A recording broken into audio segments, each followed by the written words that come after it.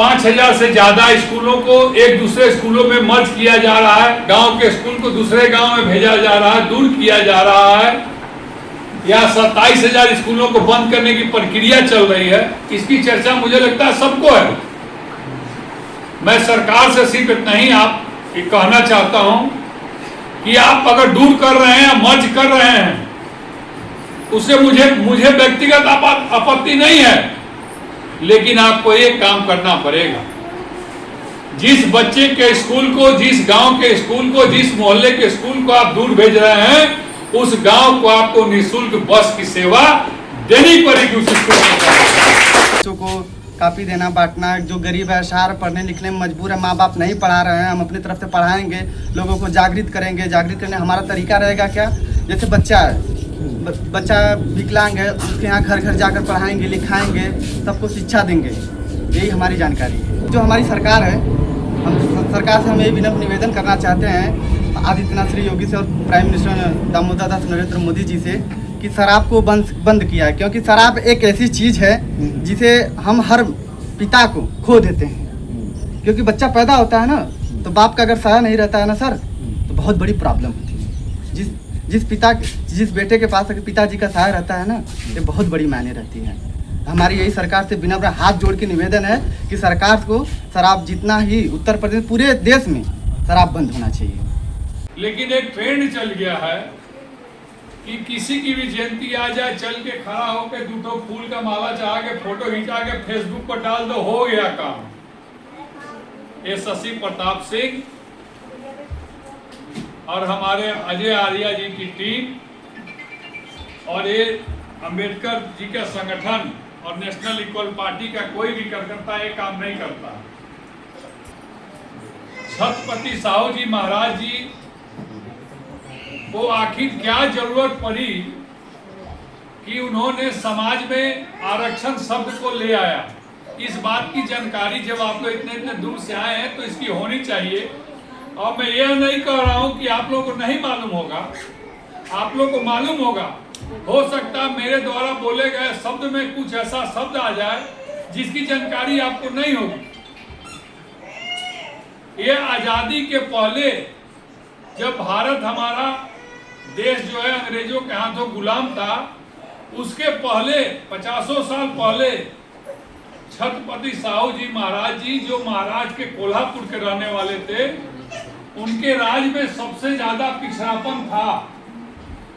और उनके दिमाग में ये बात आया कि जब तक हम लोग सरकार के सामने, ये अंग्रेजी सरकार के सामने, जब तक एक बात नहीं रखी जाएगी कि हमारा कोल्हापुर जो क्षेत्र है महाराष्ट्र का, ये सबसे पिछड़ापन है, ना वहाँ शिक्षा की व्यवस्था है, न पानी की व्यवस्था है, न खाना खाने की व्यवस्था है, न नदी की व्यवस्था है, किसी चीज की व्यवस्था नहीं है।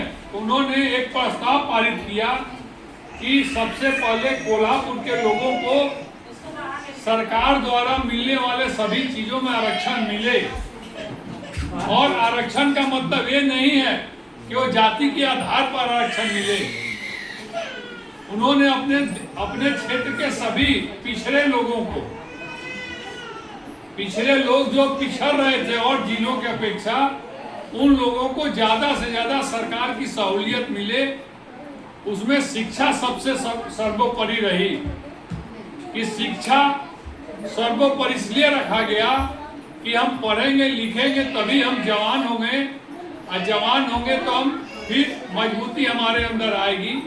क्योंकि शिक्षा में इतनी ताकत है कि जब हम पढ़े लिखे होते हैं तो हम कहीं खड़ा होकर बोलते हैं और अच्छी शिक्षा देने की बात करते हैं। अब हमें शिक्षा प्राप्त है।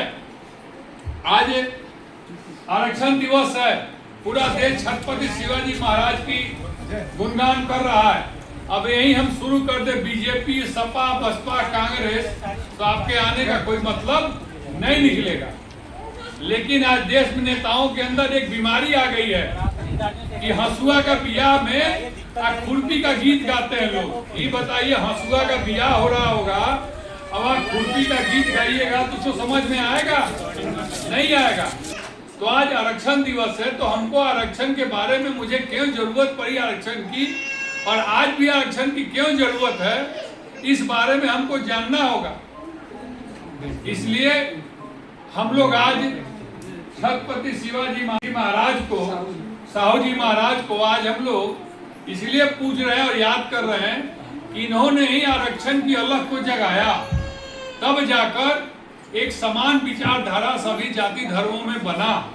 सभी लोगों को एक पायदान पर लाकर वो खड़ा करना चाहते थे कि हम किसी भी गांव में, किसी भी मोहल्ले में, किसी भी शहर में जाएं तो मुझे एक भी अनपढ़ आदमी ना मिले, एक भी अनपढ़ आदमी ना दिखाई दे। जब तक पूरे देश के लोग पढ़ लिख कर शिक्षित नहीं होंगे तब तक यह भारत कभी विश्व गुरु नहीं बन सकता है। आप चाहें कि एक समुदाय के लोग केवल पढ़ लिख लें और भारत विश्व गुरु बन जाए तो यह इस काल में क्या 100 काल आएगा फिर भी विश्व गुरु भारत नहीं बन सकता। जब तक कि धरती पर रहने वाले हर घर के बच्चे शिक्षित नहीं हो जाते हैं, पढ़ लिख के नौकरी नहीं पा जाते हैं, व्यवसाय नहीं कर लेते हैं, तब तक हम विश्व गुरु का सपना सपने में ही रहेगा और हम विश्व गुरु नहीं बन सकते हैं। और अजय भाई के द्वारा जो ये कार्यक्रम चलाया जाता है आप लोगों के बीच में घूम घूम कर, आए दिन बैग बांटा जाता है, कॉपी, पेंसिल, रबर, कटर, इस तरह की जो प्रक्रिया होती है मुझे सबसे अच्छा लगता है। लेकिन राजनीतिक दल क्या करते हैं, वो अपने पार्टी का पट्टा बांटते हैं, आपको पार्टी का वो सिंबल बांटते हैं, पैसा बांट देंगे, लेकिन किताब, कॉपी, पेंसिल कोई बांटता नहीं है। वो यह संगठन बांटते हैं, अम्बेडकर युवा शक्ति संगठन बांटते हैं।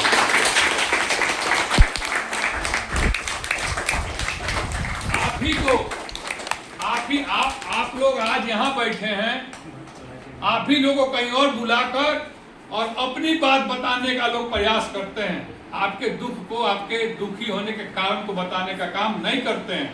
वो अपना मिशन पढ़ाते हैं बिना मतलब का कि फलानवा आओ था चुनाव, अब फलानवा का सरकार है तो बेकार है, हम आए तो बढ़िया हो जाए, और वो जाए तो वह से बेकार हो जाए, उसके बाद वो आई तो वो कही कि हम बढ़िया हो जाए। माताएं, बहने, मेरे छोटे भाइयों, बच्चों, सब काम कीजिए। आप सबसे संबंध बनाइए मधुर, सबके यहाँ दुख सुख में जाइए आइए, लेकिन एक बात तो ध्यान रखिएगा, सैकड़ों महापुरुषों ने इस बात की चर्चा हमेशा अपने किताबों में, अपने उल्लेख में किया है कि जो पढ़ेगा वही पढ़ेगा, अन्यथा जो नहीं पढ़ेगा वो कभी जीवन में नहीं पढ़ेगा। आज हम लोग यहाँ आपको बुलाकर इस बात को बताने का प्रयास कर रहे हैं, और मुझे लगता है कि सभी लोग यहाँ आप लोगों को इस बात का हमेशा चर्चा करते होंगे, आपके गांव में भी जाकर इस बात की चर्चा करते होंगे कि पढ़ना पहले जरूरी है। लेकिन जो वर्तमान में सरकार है वो पढ़ने की जो व्यवस्था उसको दूर कर रही है। जो नजदीक थी पढ़ने की व्यवस्था, उस व्यवस्था को अब दूर ले जा रही है। तो मैं आज इस कार्यक्रम के मौके पर यह कहना चाहता हूं, जैसा कि चर्चा चल रहा है, चर्चा चल रहा है कि उत्तर प्रदेश में 5000 से ज्यादा स्कूलों को एक दूसरे स्कूलों में मर्ज किया जा रहा है, गांव के स्कूल को दूसरे गांव में भेजा जा रहा है, दूर किया जा रहा है, या 27,000 स्कूलों को बंद करने की प्रक्रिया चल रही है। इसकी चर्चा मुझे लगता है सबको है। मैं सरकार से सिर्फ इतना ही आप कहना चाहता हूं कि आप अगर दूर कर रहे हैं या मर्ज कर रहे हैं, उससे मुझे व्यक्तिगत आपत्ति नहीं है, लेकिन आपको एक काम करना पड़ेगा। जिस बच्चे के स्कूल को, जिस गांव के स्कूल को, जिस मोहल्ले के स्कूल को आप दूर भेज रहे हैं, उस गांव को आपको निःशुल्क बस की सेवा देनी पड़ेगी उस स्कूल में।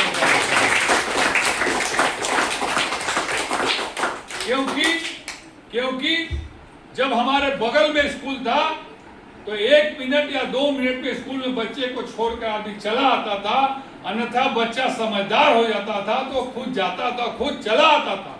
जब आप 10 किलोमीटर दूर स्कूल कर दीजिएगा तो हमको पहुंचाने और लाने के लिए पूरा दिन खराब करना पड़ेगा।